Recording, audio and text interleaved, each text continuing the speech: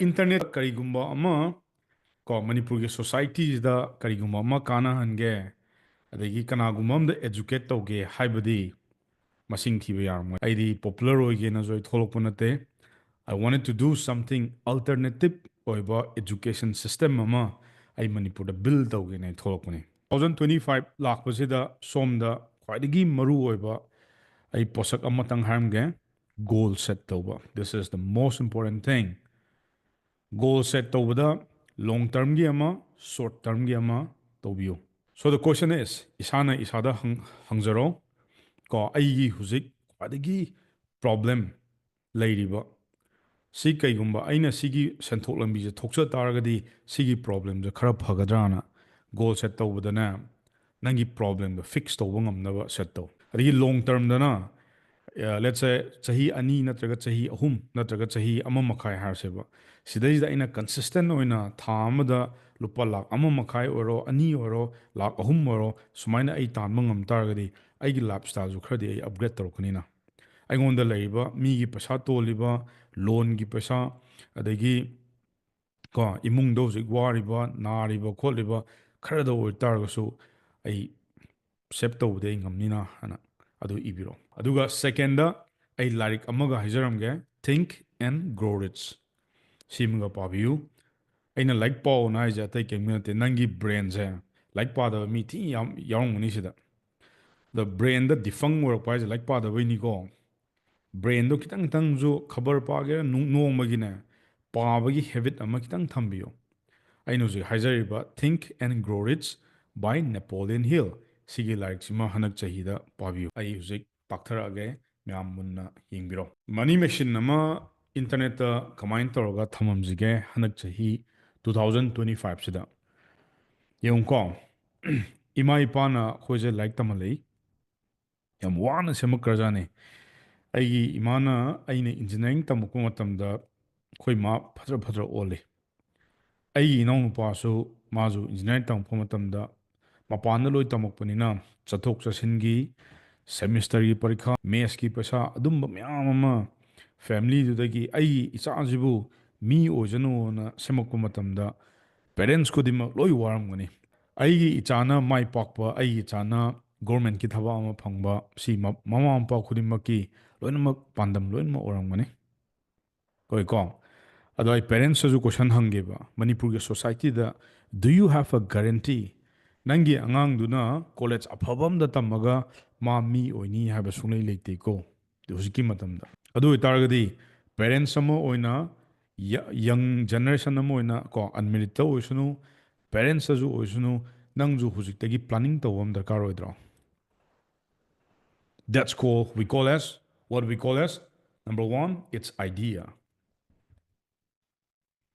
ko idea leiba ma number 1 da yam thi na maru oi akhoigi lebak seda idea leitana nang kaino tawdujiba no you can't adai idea khatang lerakanda amu yadra yaroi aduna di yaroi ko nang nangi ichada ko nang nangi life da hujik si apply tawjoba ai je ke dawdeno what do I really want asai nang na i gibido ai je financial freedom pameba ai je billionaire oining ai je millionaire oining ai je crorepati oining ai je pasha yam taninge idea like tana nang kai de horok this is something like everyone have to start from idea kana gu makrana mo harkani idea do haidu unu mina huran gini no adu tade ambani idea do am to huralo ngambre ngamgadra adani gi idea do am to huralo nang am to execute to are you able to do it 100% no nadra number 1 da idea leiba number 2 da kaimula kane idea leiba khatang na di yaroi you need a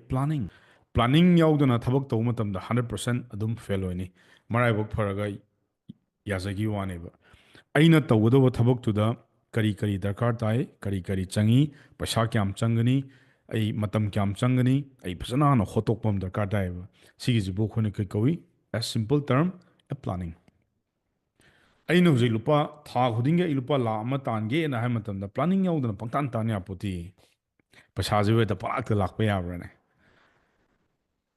ko planning ama yauraga ꯀꯗꯥꯏꯗꯒꯤ ꯇꯥꯜꯂꯤꯅꯣ ꯀꯃꯥꯏꯅ ꯇꯥꯟꯗꯣꯏꯅꯣ step number 1ꯗ ꯀꯩꯗꯧꯅꯤ 2ꯗ ꯀꯩꯗꯧꯅꯤ 3ꯗ ꯀꯩꯗꯧꯅꯤ ꯑꯗꯨꯃꯥꯏꯅ ꯇꯧꯔꯛꯀꯗꯧꯅꯤ then number 3ꯗ you need to create a product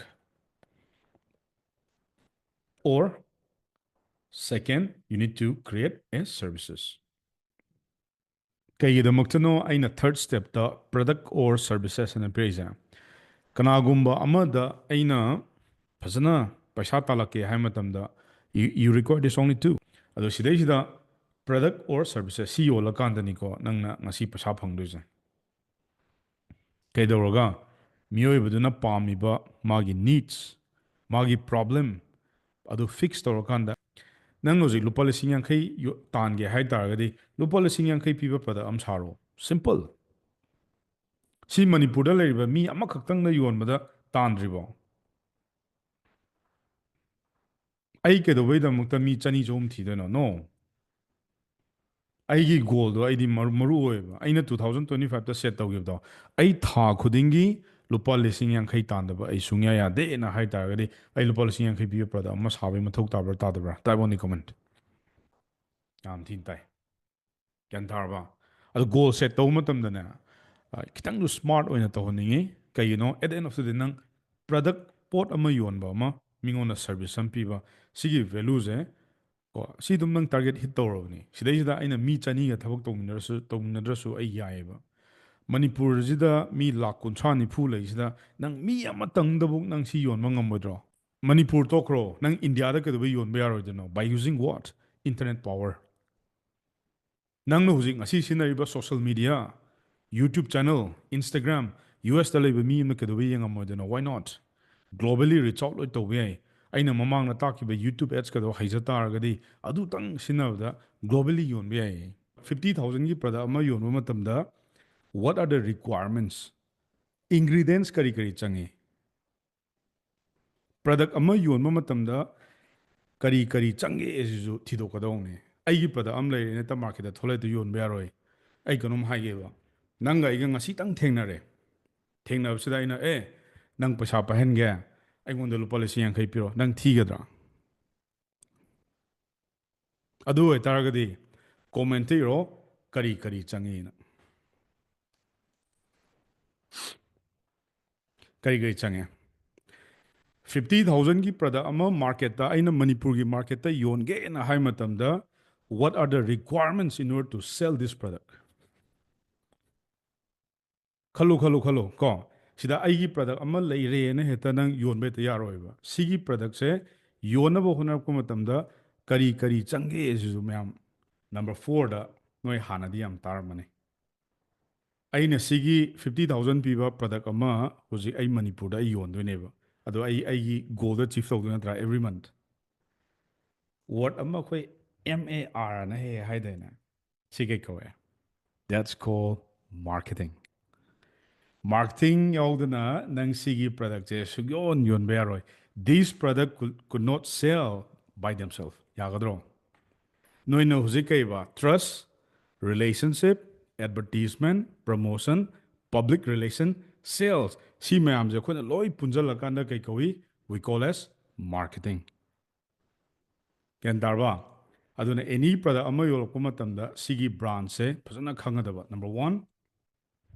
promotion number 2 advertisement number 3 public relation number 5 and number 4 sales ꯍꯥꯏꯖꯤꯜꯂꯁꯦꯕꯀꯣ ꯅꯪꯒꯤ relation ꯑꯣꯏꯒꯦꯔꯥ ꯑꯗꯒꯤ ꯇ꯭ꯔꯁ ꯑꯣꯏꯒꯦꯔꯥ ꯑꯗꯒꯤ ꯄ꯭ꯔꯥꯏꯁꯀꯤ ꯑꯣꯏꯒꯦꯔꯥ ꯗꯦꯀꯣꯔꯦꯁꯟꯒꯤ ꯑꯣꯏꯒꯦꯔꯥ ꯁꯤꯒꯤ ꯃꯅꯨꯡꯁꯤꯗ ꯂꯣꯏ ꯆꯟꯗꯣꯏꯅꯤ So how much marketing is important ꯑꯗꯣ ꯉꯁꯤꯗꯩ ꯃꯌꯥꯝ ꯒ꯭ꯌꯥꯟ ꯇꯥꯕꯤꯔꯕ ꯅꯪꯅ ꯍꯧꯖꯤꯛꯅꯦ ꯁꯤꯒꯤ ꯑꯦꯅꯤ ꯍꯧꯖꯤꯛꯅ ꯑꯩꯉꯣꯟꯗ 50,000 ꯄꯤꯕ ꯄ꯭ꯔꯗꯛ ꯑꯃ ꯄꯤꯔꯣ ꯁꯤ ꯃꯥꯔꯀꯦꯇꯤꯡ ꯑꯁꯦ ꯌꯥꯎꯗꯅ ꯑꯩ ꯌꯣꯟꯕ ꯁꯨꯡꯌꯥ ꯌꯥꯔꯣꯏꯕ ꯑꯩ ꯂꯣꯏ ꯁꯝꯖꯜꯂꯒꯅꯤꯀꯣ ꯍꯥꯏꯁꯦ ꯁꯤꯗ ꯅꯣꯏꯒꯤ ꯔꯤꯂꯦꯁꯟꯁꯤꯞ ꯇ꯭ꯔꯁ ꯑꯗꯒꯤ ꯑꯦꯗꯚꯔꯇꯤꯁꯃꯦꯟ ꯑꯦꯚ꯭ꯔꯤꯊꯤꯡ ꯑꯩꯅ ꯄ꯭ꯔꯗꯛ ꯑꯃ ꯌꯣꯟꯅꯕ ꯍꯣꯠꯅꯔꯛꯄ ꯃꯇꯝꯗ ꯑꯩ ꯃꯥꯔꯀꯦꯇꯤꯡ ꯁꯤꯖꯤꯟꯅꯗꯕ ꯁꯨꯡꯌꯥ ꯌꯥꯔꯣꯏ that is the reason why you have to learn how marketing works in any business ꯑꯗꯒꯤ ꯃꯥꯔꯀꯦꯇꯤꯡ ꯇꯧꯔꯦ ꯍꯥꯏꯔꯒ ꯍꯦꯛꯇ ꯌꯥꯔꯗ꯭ꯔꯥ ꯑꯗꯨ ꯑꯣꯏꯇꯥꯔꯒꯗꯤ ꯅꯣꯡꯉꯥꯜꯂꯒ ꯍꯦꯛꯇ ꯑꯦꯗꯚꯔꯇꯤꯁꯃꯦꯟ ꯑꯃ ꯍꯦꯛꯇ ꯇꯧꯁꯜꯂꯁꯦꯕ ꯀꯣ ꯅꯪ ꯁꯦꯜꯁ ꯇꯧ ꯉꯝꯒꯗ꯭ꯔꯥ ꯑꯗꯒꯤ ꯈꯕꯔꯗꯒꯁꯦ ꯍꯦꯛꯇ ꯍꯥꯞꯆꯤꯟꯈ꯭ꯔꯁꯦꯕ ꯁꯦꯜꯁ ꯇꯧꯕ ꯉꯝꯒꯗ꯭ꯔꯥ ꯈꯜꯂꯣꯀꯣ ꯃꯤꯅꯗꯤ ꯄ꯭ꯔꯗꯛ ꯑꯃ ꯌꯣꯜꯂꯛꯄ ꯃꯇꯝꯗ ꯁ꯭ꯇꯦꯞ ꯈꯔ ꯆꯪꯉꯤꯕ ꯑꯩꯅ ꯉꯁꯤ ꯇꯥꯛꯇꯣꯏꯁꯦ ꯏꯟꯇꯔꯅꯦꯠꯇ ꯀꯃꯥꯏꯅ ꯃꯅꯤ ꯃꯦꯁꯤꯟ ꯑꯃ ꯀꯃꯥꯏꯅ ꯁꯥꯔꯝꯗꯣꯏꯅꯣ ꯑꯩꯅ ꯅꯣꯏꯗ ꯇꯥꯛꯏꯁꯦ ꯑꯇꯩ ꯀꯩꯝ ꯅꯠꯇꯦ this is the blueprint ꯑꯗꯨꯒ ꯁꯤꯗ ꯌꯦꯡꯉꯣ number 5ꯇ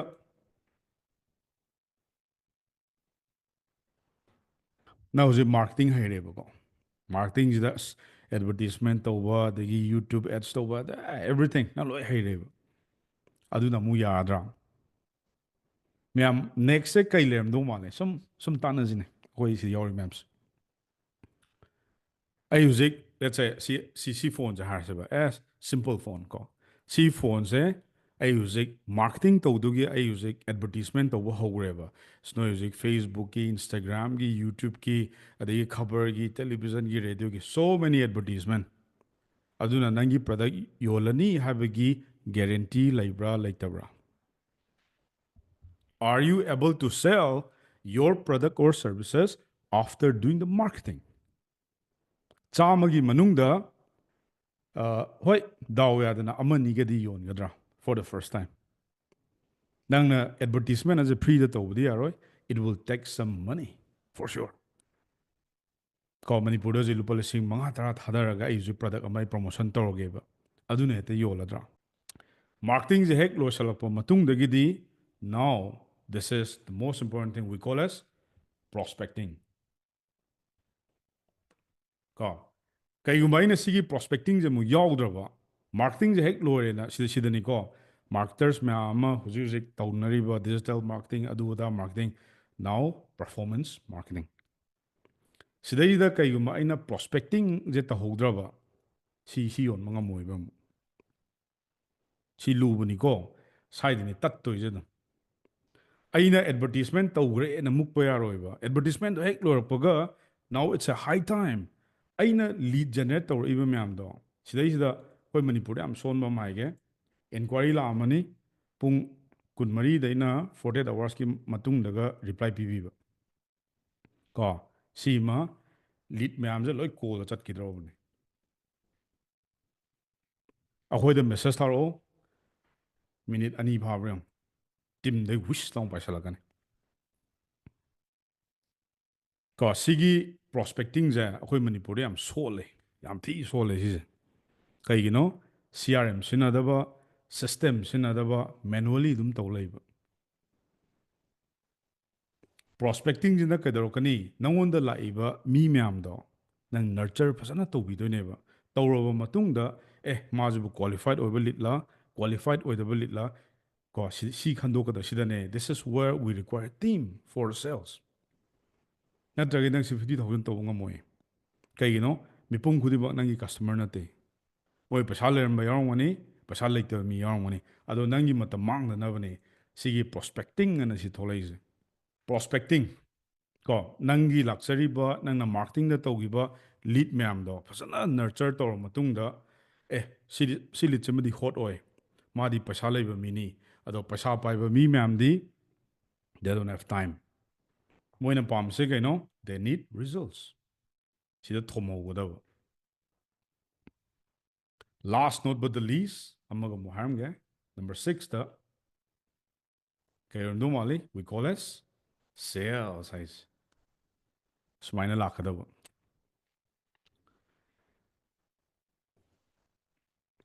Number 7ꯗ this is what we call as money machine ꯌꯦꯡꯉꯨꯀꯣ ꯌꯨꯝꯗ ꯍꯧꯖꯤꯛ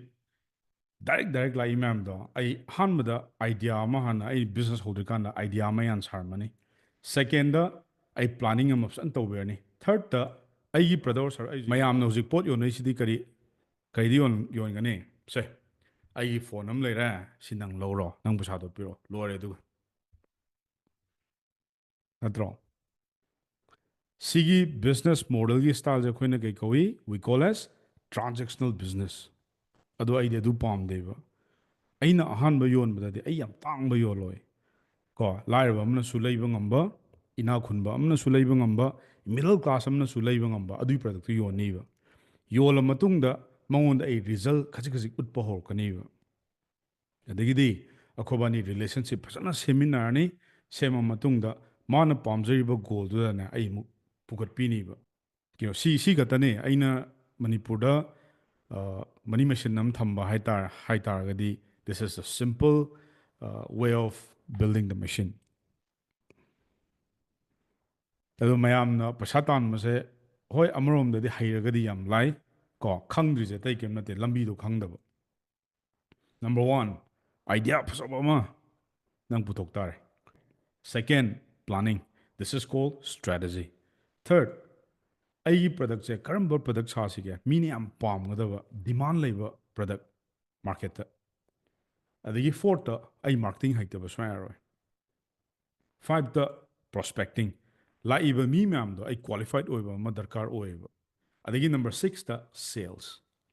ꯅꯝꯕꯔ ꯁꯕꯦꯟꯗ ꯃꯅꯤ ꯃꯦꯆꯤꯟ ꯁꯤꯁꯤꯅ ꯑꯩꯒꯤ ꯁꯤꯁꯇꯦꯝ ꯑꯣꯏꯅ ꯏꯟꯇꯔꯅꯦꯠꯁꯤꯗ ꯑꯩ ꯂꯣꯏ ꯆꯥꯏꯔ ꯊꯝꯃꯝꯃꯅꯤꯕ ꯁꯨꯃꯥꯏꯅ ꯀꯥꯏ ꯊꯝꯃꯝꯒꯅꯤ number one YouTube number two Instagram Number three, website. Number four, Google Ads. Number six, community. Number seven, Telegram. Number eight, WhatsApp ꯑꯩꯈꯣꯏ ꯒ꯭ꯔꯨꯞ ꯀꯌꯥ ꯂꯩ ꯒ꯭ꯔꯨꯞ ꯑꯍꯨꯝ ꯂꯩ ꯑꯗꯒꯤ ꯑꯃꯅ ꯂꯤꯗꯔꯁꯤꯞ ꯀꯥꯎꯟꯁꯤꯜ ꯑꯅ ꯁꯤꯅ ꯇꯣꯉꯥꯜꯂꯤꯀꯣ ꯁꯤꯅ ꯄ꯭ꯔꯤꯃꯤꯌꯝꯒꯤ ꯁꯤ ꯑꯩꯒꯤ ꯃꯦꯆꯤꯟ ꯉꯥꯛꯇꯅꯤ ꯄ꯭ꯂꯁ ꯏꯃꯦꯜ ꯂꯤꯗꯁ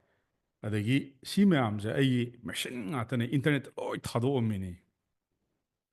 ꯑꯗꯨ ꯑꯦꯕ꯭ꯔꯤꯗꯦ ꯁꯤ ꯃꯌꯥꯝꯁꯤꯗꯒꯤ ꯑꯩ ꯁꯦꯜꯁ ꯇꯧꯗꯕ ꯌꯥꯔꯣꯏꯕ ꯌꯨꯇ꯭ꯌꯨꯕꯇ ꯉꯁꯤ ꯂꯤꯗ ꯀꯌꯥ ꯂꯩ ꯄꯗ꯭ꯔꯛ ꯀꯣ ꯏꯟꯁꯇꯥꯒ꯭ꯔꯥꯝꯗ ꯃꯤ ꯀꯌꯥ ꯂꯩ ꯑꯗꯒꯤ ꯑꯩ ꯋꯦꯕꯁꯥꯏꯠꯇ ꯃꯤ ꯀꯌꯥ ꯂꯩ ꯋꯦꯕꯁꯥꯏꯠꯁꯤꯗ ꯑꯃꯒ ꯋꯥꯠꯂꯤ ꯂꯦꯟꯗꯤꯡ ꯄꯦꯖ ꯀꯣ ꯑꯗꯒꯤ ꯑꯃꯨꯛ ꯑꯩꯈꯣꯏꯒꯤ ꯑꯦꯐꯤꯂꯦꯠꯀꯤ ꯑꯥꯔꯃꯤ ꯍꯥꯏꯇꯥꯔꯦꯀꯣ ꯑꯩꯒꯤ ꯄꯥꯔꯠꯅꯔꯈꯩ ꯀꯣ ꯑꯩꯅ ꯍꯧꯖꯤꯛ ꯅꯧꯅ ꯁꯦꯝꯒꯠꯂꯛꯄ ꯁꯤꯗꯤ ꯈꯤꯇꯪ ꯂꯦꯇꯦꯁ ꯑꯣꯏ ꯀꯣ ꯁꯨꯃꯥꯏꯅ ꯊꯝꯃꯝ ꯇꯥꯔꯒꯗꯤ ꯅꯣꯡꯃꯗ ꯅꯪ ꯀꯃꯥꯏꯅ ꯄꯩꯁꯥ ꯇꯥꯟ ꯉꯝꯃꯣꯏꯗꯣꯏꯅꯣ ꯃꯌꯥꯝꯅ ꯇꯧꯅꯩꯁꯤꯗꯤ ꯀꯩꯅꯣ ꯗꯨꯀꯥꯟ ꯃꯆꯥ ꯑꯃ ꯐꯝꯖꯤꯜꯂꯅꯤ ꯄꯣꯠ ꯑꯃ ꯍꯥꯞꯆꯤꯜꯂꯅꯤ ꯃꯤ ꯂꯥꯛꯏ ꯂꯥꯛꯇꯦ ꯂꯣꯏꯔꯦ ꯁꯤ ꯆꯦꯅꯦꯜ ꯉꯥꯛꯇꯅꯦ ꯁꯤꯗꯒꯤ channel number one channel number two channel number three last automation ꯀꯣ ꯑꯃꯁꯨ ꯍꯥꯏꯗꯣꯛꯑꯁꯦ ꯋꯦꯕꯤꯅꯥꯔ ꯍꯥꯏꯗꯣꯛꯑꯁꯦ ꯑꯃꯁꯨ ꯀꯣ this is call 13 and this is 14 ꯌꯥꯔꯕ ꯁꯨꯃꯥꯏꯅ ꯀꯣ ꯑꯗꯨ ꯑꯣꯏꯇꯥꯔꯒꯗꯤ ꯃꯅꯤꯄꯨꯔꯗ ꯃꯤꯅ ꯌꯥꯝ ꯍꯥꯏꯅꯗ꯭ꯔꯥ ꯑꯩꯈꯣꯏ ꯃꯥꯔꯀꯦꯠꯁꯦ ꯌꯥꯝ ꯄꯤꯛꯑꯦ ꯃꯥꯔꯀꯦꯠꯁꯦ ꯌꯥꯝ ꯄꯤꯛꯑꯦ ꯃꯥꯔꯀꯦꯠꯁꯦ ꯌꯥꯝ ꯄꯤꯛꯑꯦ ꯑꯩ ꯄꯣꯠ ꯌꯣꯟꯕ ꯉꯝꯗ꯭ꯔꯦ ꯄꯣꯠ ꯌꯣꯟꯕ ꯉꯝꯗ꯭ꯔꯦ ꯃꯣꯏꯗ ꯍꯪꯉꯣ ꯅꯪꯅ ꯁꯦꯜꯁ ꯇꯧꯕꯒꯤ ꯅꯪꯒꯤ ꯁꯤꯒꯤ ꯃꯦꯆꯤꯟ ꯍꯥꯏꯇꯥꯔꯦꯅꯦ ꯁꯤ ꯃꯦꯆꯤꯟꯁꯦ ꯀꯌꯥꯝ ꯊꯥꯗꯣꯛꯀꯦ ꯍꯪꯉꯣꯕ ꯃꯅꯤꯄꯨꯔꯗ ꯃꯥꯔꯀꯦꯠ ꯄꯤꯛ ꯇꯥꯔꯒꯁꯨ how many channels you have in order to sell your product or services this is the most important thing as an entrepreneur you have to understand this ꯅꯪꯒꯤ ꯄ꯭ꯔꯗꯛꯇꯣ ꯃꯁꯥ ꯃꯊꯟꯇꯅ ꯁꯣꯏꯅ ꯌꯣꯜꯂꯣꯏ ꯆꯦꯅꯦꯜ ꯃꯌꯥꯝꯗꯨꯗ ꯊꯥꯗꯣꯛꯄ ꯑꯃ ꯗꯔꯀꯥꯔ ꯇꯥꯏꯌꯦꯕ but you need a team in order to execute this you need a team ꯄ꯭ꯔꯣꯁꯄꯦꯛꯇꯤꯡꯗꯨꯗ ꯅꯪ team ꯗꯔꯀꯥꯔ ꯇꯥꯏ ꯁꯦꯜꯁ ꯇꯧꯔꯛꯄ ꯃꯇꯝꯗ ꯅꯪ ꯇꯤꯝ ꯗꯔꯀꯥꯔ ꯇꯥꯏ ꯑꯩ ꯂꯣꯏ ꯉꯝꯃꯣꯏꯕ this is what the business I want to build for you in 2025 ꯀꯩꯒꯨꯝꯕ ꯑꯩꯅ ꯍꯦꯛ ꯃꯦꯆꯤꯟꯁꯦ ꯐꯖꯅ ꯅꯤꯌꯣꯝ ꯆꯨꯝꯅ ꯁꯥꯕꯤꯈ꯭ꯔꯕ ꯇꯤꯝ ꯂꯩꯈ꯭ꯔꯕ ꯅꯪ ꯗꯨꯕꯥꯏꯗ ꯆꯠꯀꯦꯔꯥ ꯑꯗꯒꯤ ꯌꯨ ꯀꯦꯗ ꯆꯠꯀꯦꯔꯥ ꯌꯨ ꯑꯦꯁꯇ ꯆꯠꯀꯦꯔꯥ you can run the business super easy from here ꯀꯣ ꯑꯗꯣ ꯅꯣꯡꯃꯗ ꯁꯤꯒꯨꯝꯕ ꯕꯤꯖꯤꯅꯦꯁ ꯕꯤꯜ ꯇꯧꯕ ꯌꯥꯔꯣꯏ ꯑꯣꯚꯔꯅꯥꯏꯠ ꯁꯛꯁꯦꯁ ꯑꯝꯇ ꯂꯩꯔꯣꯏ ꯑꯗꯨꯒ one last thing ꯉꯁꯥꯏꯗꯤ ꯄꯩꯁꯥꯗ ꯉꯥꯡꯕꯁꯨ ꯇꯟꯁꯤꯜꯂꯛꯑꯦ ꯀꯣ ꯄꯩꯁꯥ ꯇꯣꯛꯑꯦ ꯄꯩꯁꯥꯒꯤ ꯊꯕꯛ ꯇꯣꯛꯑꯦ ꯍꯧꯖꯤꯛ ꯀꯣ ꯑꯗꯣ ꯉꯁꯤꯗꯤ ꯄꯩꯁꯥꯒꯤ ꯇꯣꯄꯤꯛ ꯑꯣꯏꯗꯣꯏꯅꯤꯀꯣ ꯃꯅꯤ ꯃꯦꯆꯤꯟꯅ ꯍꯥꯏꯁꯦ ꯏꯟꯇꯔꯅꯦꯠꯇ ꯍꯧꯖꯤꯛ ꯑꯩꯅ ꯀꯣꯟꯇꯦꯟ ꯁꯦꯝꯃꯝꯃꯤꯕ ꯀꯔꯤꯒꯨꯝꯕ ꯑꯃ ꯊꯝꯃꯝꯃꯤ ꯃꯌꯥꯝꯁꯦ ꯐ꯭ꯌꯨꯆꯔ ꯖꯦꯅꯦꯔꯦꯁꯟꯒꯤꯅꯤ ꯃꯌꯥꯝ